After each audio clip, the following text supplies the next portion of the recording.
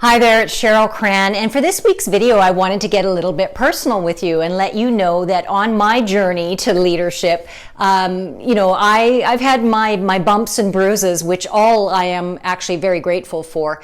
I've been in leadership for over 20 plus years. Before starting my consulting firm in 1997, I worked in finance and insurance, and I was being groomed for leadership throughout both those careers and was making my way up quite rapidly.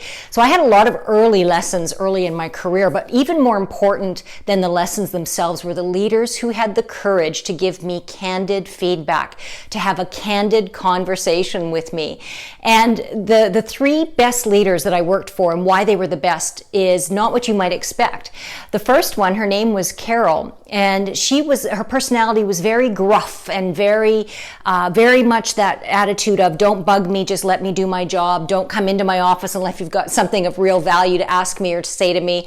Very, very scary, actually, to be honest. And in my early 20s, when I worked for Carol, I found myself avoiding her or very sheepishly approaching her.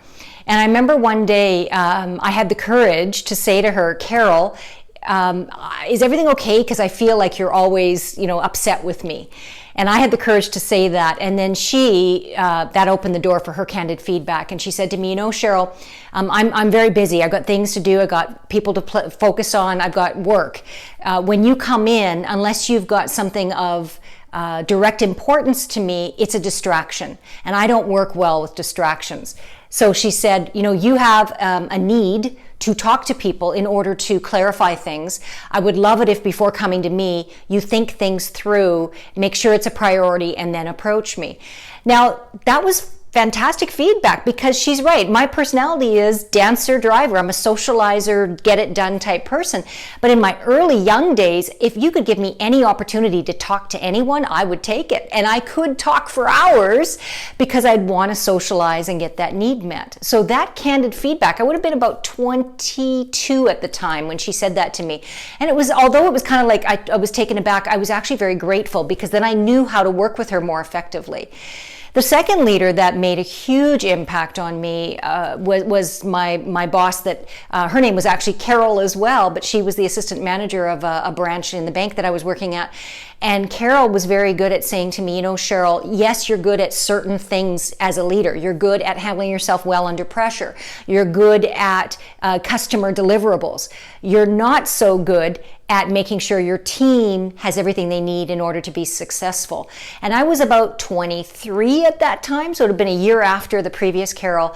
And I remember that feedback, and I remember sitting there going, because that was a very high stress job. We had a lot of tension, a lot of disruption in that particular branch. So at first I found myself getting defensive, but then because I respected her so much, I was able to hear her feedback, and it was very valuable. And then the third boss was a gentleman named Ron as well in the banking industry when I was there. And I remember Ron saying to me, Cheryl, you know what? You're like a bull in a china shop. If you want to really be the leader that I know you can be, because he held that vision for me, you really need to get in touch with the softer side of leadership. You need to understand the different personalities of people. You need to adapt to people's emotions. You need to really understand that there's a number of ways to deal with a situation, not just always a single way or the way that you think it should go. I have many other mentors and leaders throughout my 20-year plus career, but those are the three that I wanted to talk about today. And so I'd like to leave you with a thought. When is the last time you as a leader, or if you're a team member listening to this video, was really open to candid feedback?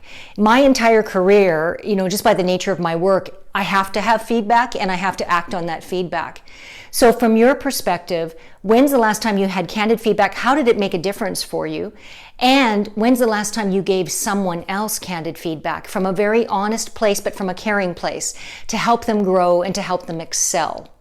So I share with you a few personal stories of my leadership journey. There's more to come. I hope you enjoyed this week's weekly video.